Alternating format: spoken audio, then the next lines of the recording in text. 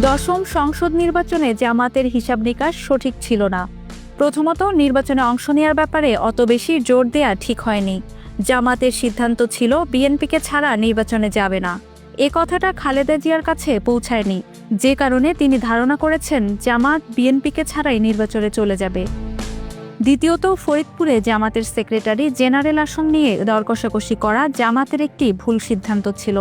কামাল ইবনে ইউসুফকেই সেই আসনটিতে মনোনয়ন দেওয়া উচিত ছিল, অর্থাৎ তাদের উচিত ছিল সেই আসনটি ছেড়ে দিয়ে সম্ভাবনাময় কয়েকটি আসন নিয়ে দর কষাকষি করা। এতে মনে হয় বিএনপিও নমনীয় হতো।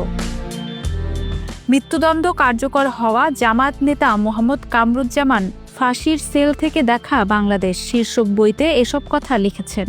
তিনি আরও লিখেছেন, ২০০১ সালের নির্বাচনের মতো জামাতের সেক্রেটারি জেনারেল নির্বাচন না করে বেগম খালেদা জিয়ার সাথে নির্বাচনী অভিযানে সম্পৃক্ত থাকতেন, তাহলে ভালো হতো।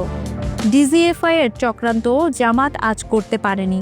জামাতকে যে শূন্য আসনে নামানোর পরিকল্পনা করা হয় তা জামাত বুঝতে পারেনি।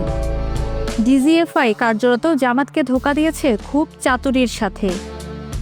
ডিজিএফআই কর্মকর্তা কয়েক দফা জামাত নেতাদের সাথে সাক্ষাৎ করে আস্থা লাভের চেষ্টা করেন এবং জামাতের পক্ষে যাতে জামাত শক্তভাবে থাকে এ ব্যাপারে জামাতকে উৎসাহিত করার চেষ্টা করেন।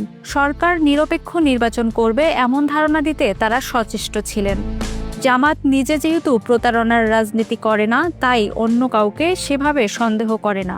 জামাতও ভাবতে থাকে নির্বাচন অনুষ্ঠানের মধ্যেই দেশের কল্যাণ রয়েছে। কামরুজ্জামান লিখেছেন, অবাধ ও নিরপেক্ষ নির্বাচন হলে নির্বাচনের ফলাফল ভিন্ন হতে পারত। আওয়ামী জোট টেনে টুনে ১৫০ আসনের বেশি পেলেও পেতে পারত, কিন্তু বিএনপি মাত্র ৩০ এবং জামাত ২টি আসনে জয়লাভ করার মতো ফলাফল হতো না।